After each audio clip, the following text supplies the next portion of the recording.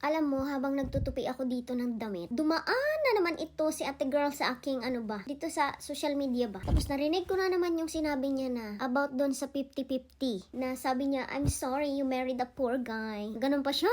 So kapag 50-50, poor guy na agad. Ganun. Diba pwedeng gusto lang nilang magtulungan sa mga bills? Maka poor guy ka naman agad, te. But you know what? Lucky you kasi ang napangasawa mo, hindi ka pinagtatrabaho. Sabi mo, kay Disney princess ka dito sa Jumerica. Tapos, hindi kayo 50-50. Sana oil na lang talaga. Well, lucky you. Be grateful na lang at hindi kayo 50-50 sa bayarin, te. Dapat be humble lang tayo, te, ha? Kasi baka mamaya, te, bawiin ba ni Lord? Nga ang abot. Ganon.